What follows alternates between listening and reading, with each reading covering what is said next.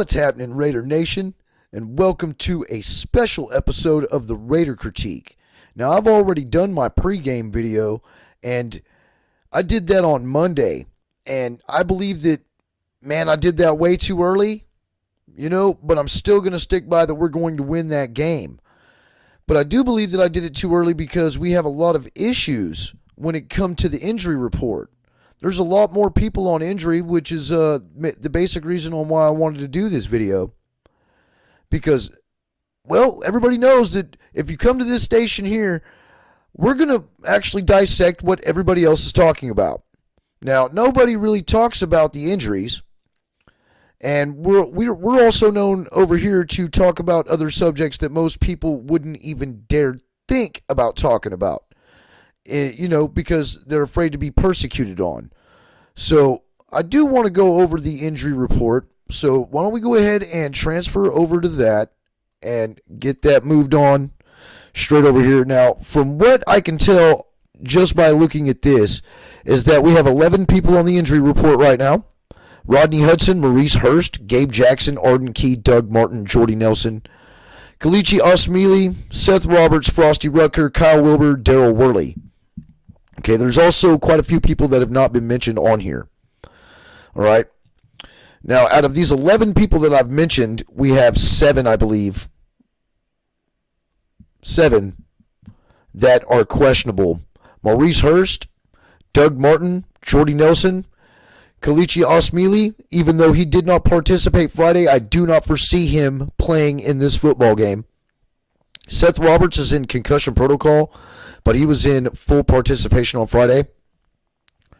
Frosty Rucker was in full participation on Friday for a neck injury.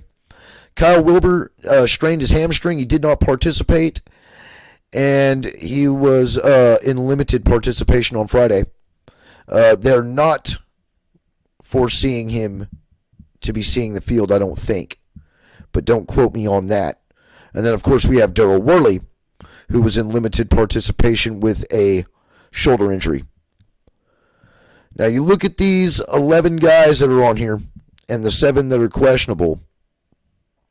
Okay. Obviously, Gabe Jackson, Arden Key, and Rodney Hudson are all going to play. Doug Martin, he's obviously going to play. Jordy Nelson's going to play, but which Jordy Nelson are we going to see? Are we going to see the same Jordy Nelson from last week? Or are we going to see a hurt and busted up Jordy Nelson that we've seen all year long? Seth Roberts was in full participation, so I'm hoping that he sees the field. We have so many problems at wide receiver right now, especially with Martavis Bryant gone. And as you know, I speak of Martavis Bryant. That is one thing that we have not talked about, because I had to update the list. And when I updated this list, I realized that we have Martavis Bryant, who just went to injured reserve. Shalik Calhoun is now on injured reserve. And Reggie Nelson, which I've been complaining about all year until he started getting those interceptions, is now on injured reserve. Now, of course, we have Seth, these are some of the notables for the questionable versus Steelers. You got Seth Roberts, Doug Martin, and then Osmili and Wilbur. And then we had the released and signed on what we did this week. We were actually very busy in trying to pick up players into filling these voids for all these injuries. We released Fadal Brown, and we signed Coney Ely again. We picked him up earlier in the year, and he was injured, so he never even got to play for us. So we released him, and I guess his injury is better again, so we decided to pick him back up. Now, we did pick up C.J. Anderson. I do believe that in time, this running back is going to be stellar for us. I think this was a wonderful pickup. And then we got DeAndre Moore, who's a defensive lineman. With all the defensive line problems, of course, we had to pick up another defensive lineman to try to cover up for all the injuries that we've gotten on that defensive line. With Kalichi Osmili obviously being hurt, and then we have, Gabe Jackson also happened to be on that injury list. We picked up Denzel Good from the Indianapolis practice squad, I believe, and he's a tackle. And then Bené Ben Wickery, a cornerback that I believe came from, I want to say San Diego. Well, Los Angeles, But that's basically that. And, of course, then the other more notable injuries, which was Gabe Jackson, Jordy Nelson, Rodney Hudson, Arden Key, Frosty Rutger, Darryl Worley. But, hey, we got Donald Penn back. Now, there's also a couple people on here that have not been mentioned since they have been injured and put into injured reserve. Justin Ellis has come back from IR, and Donald Penn has also come back from IR. So that means that the two players that are designated to come back from IR per team, well, we've already picked our two, so the rest of the people on injured reserve are obviously not going to see the field again this year. So that's Marshawn Lynch, Martavis Bryant, Shalik Calhoun, Eddie Vanderdoes,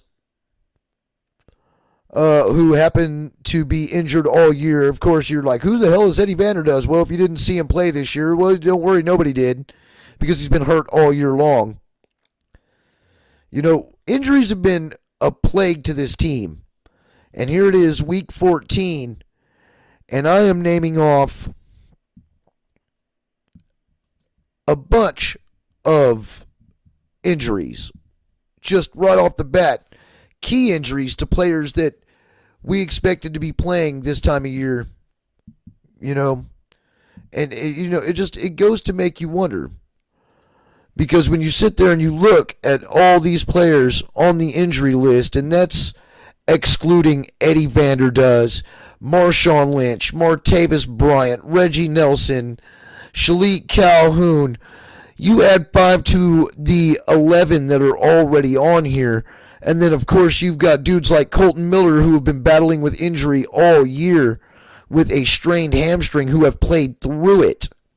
Okay, that's not even counting all the small little bumps and nicks that everybody else on the team who hasn't seen the injury report, who hasn't been on the injury report all year. But from what we can tell, from what we see by week 15, week 14, week 15, and where we're at now, we're sitting at around 16 to 17 people injured on a 53-man roster. That is wearing us extremely thin, and we're having to bring all these new guys in to fill these voids, to fill up our 53-man roster on dudes who don't know the schemes, dudes who don't know the plan.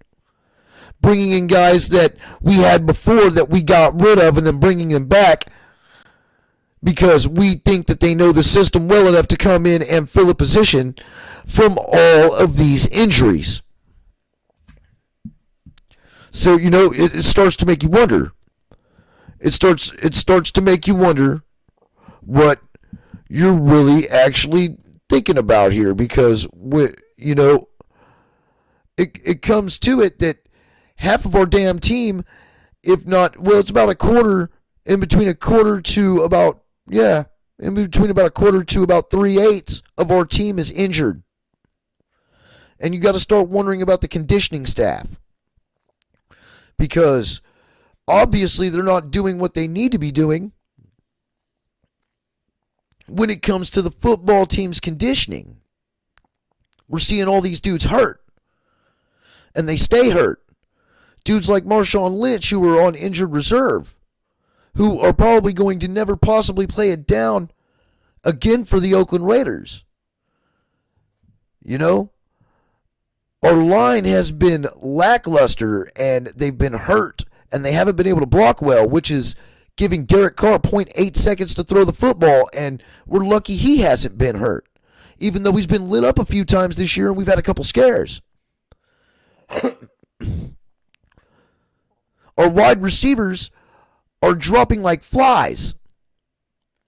We can't keep a healthy wide receiver. Martavis Bryant gone. Jordy Nelson's been nursing a hurt ankle for, 4 weeks? Was rumored to retire. You start to wonder about everything that's going on with this football team.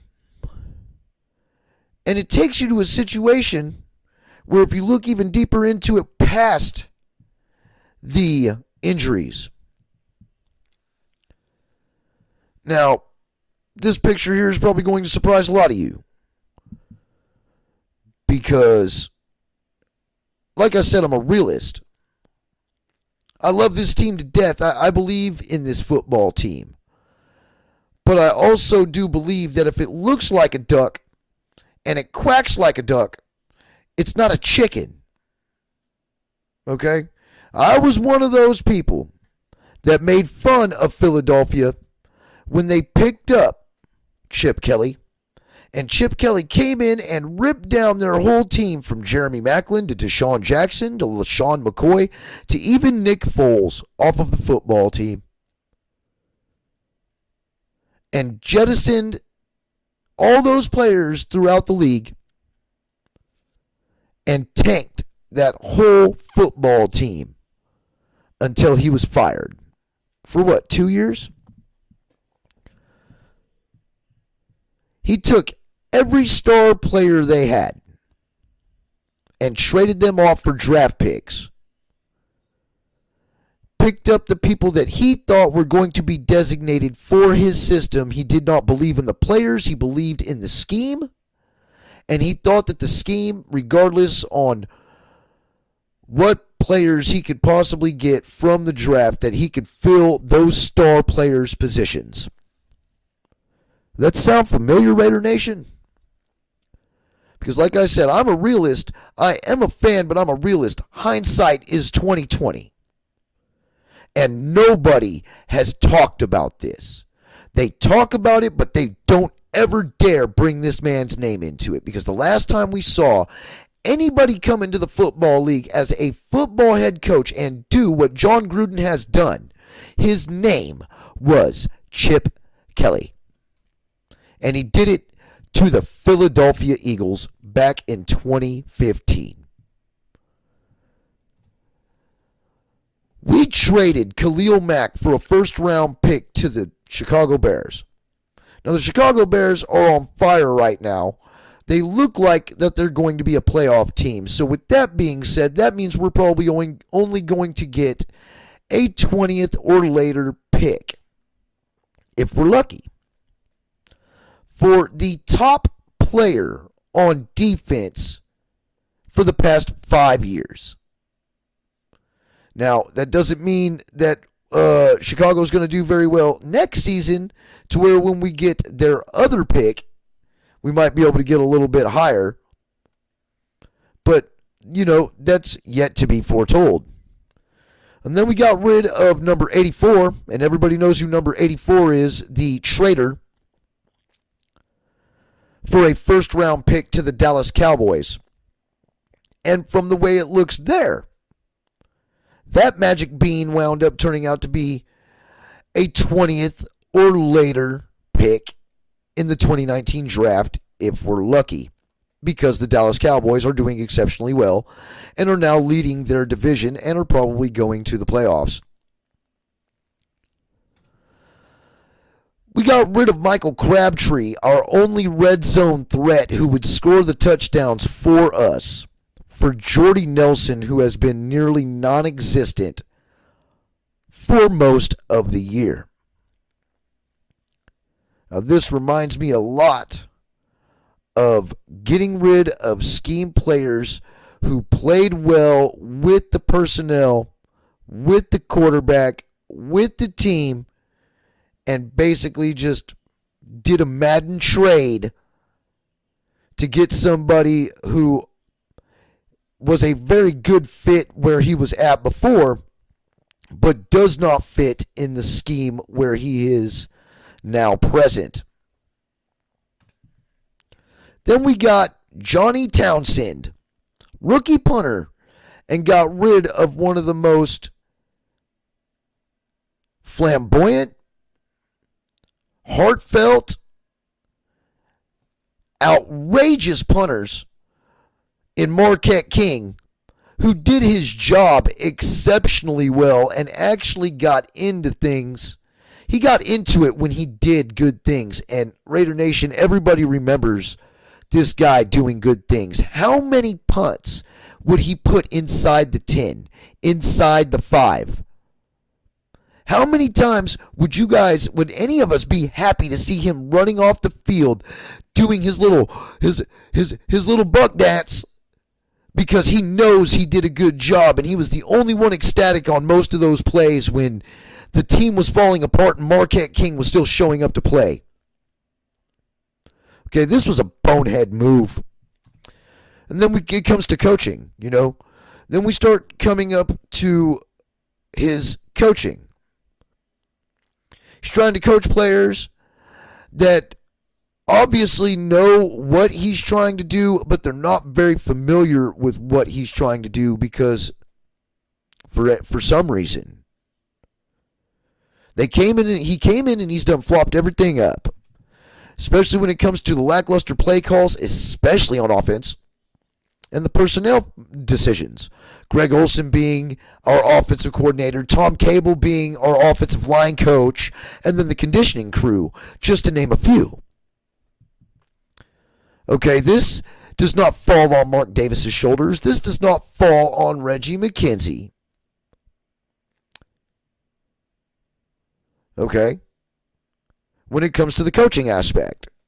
Maybe if we're talking about the draft picks and the trades and everything like that and the acquisitions and the removals of certain players, yes, that could have had something to do with the front office, but I honestly don't believe that Reggie McKenzie would have went in and got rid of this many players out of the people that he picked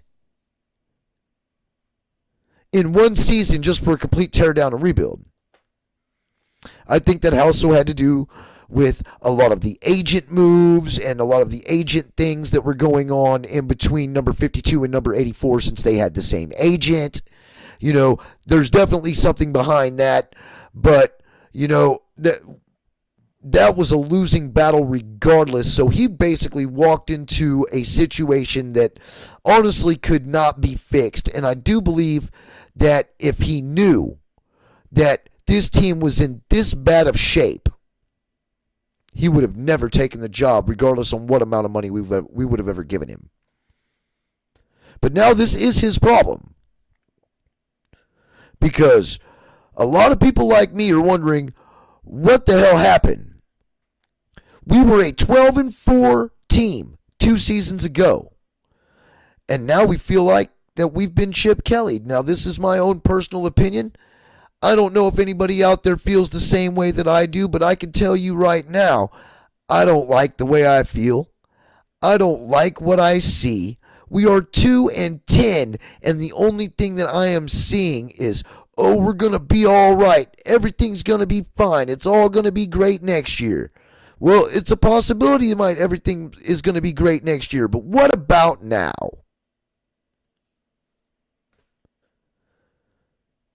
I mean, it's come to the point to where everybody thinks that we should rebuild every 2 years.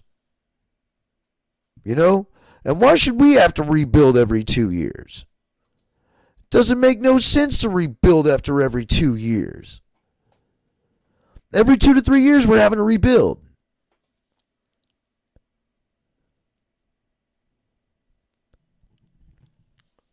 We need to work on a few things. This team we need to right the ship. And I believe that if it's going to take time, it's going to take time. But man, this sucks. That's all we've done is sit here and bide our time and bide our time and bide our time. $100 million is a lot of money. He's making $10 million a year. He made all these moves to bring people in here.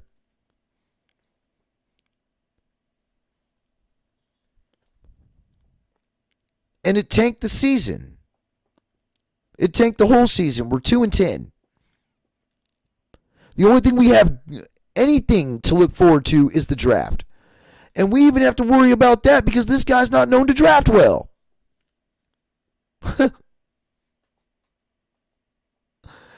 But everybody wants to sit there and be like, oh man, Jon Gruden's the best. He's the shit. Jon Gruden's the greatest. He's going to right the ship. Jack Del Rio was riding the ship, guys. We didn't give him enough time to finish out what he started. Instead, we gave this dude a bunch of money to tear down a football team that was ready to win now. And that's just my opinion. That's just my opinion. And to be honest with you, the Jon Gruden situation looks a lot like what Chip Kelly did back in Philadelphia. I want to thank everybody for subscribing and coming by the channel and checking this new episode out. As you guys can tell, I did get some better clarification on my technology to where my microphone sounds a lot better than it has been in the past. And, it's been kind of rough trying to figure it out, but I'm glad I got it down now to where at least it sounds fairly decent. And there's going to be more to come because I'm going to figure out a lot more on what to do with all these programs, especially now that I've got the technology at my fingertips. Now, don't forget that you can hit me up on Twitter. The tweet tagline is right down here. You can tweet me at InGun421 if you have anything you want to say. Don't forget to leave any comments or any discretions down in the comments below, because really all I do this for is just to get your interactions. Whether you give me a thumbs up or thumbs down, it doesn't matter to me as long as I know that you guys are actually taking a listen to the content. Now, like I've always said, I'm going to catch you guys for the post-game video after the game with the Steelers, because this one's actually coming out on Saturday night. And I felt that the conditioning crew and the injuries and also the status of our coaching needed to be addressed, even though I have addressed it more often than not, especially this year. But I do thank everybody for all your support. And as always, Raider Nation for life. And I will see you guys on the next video.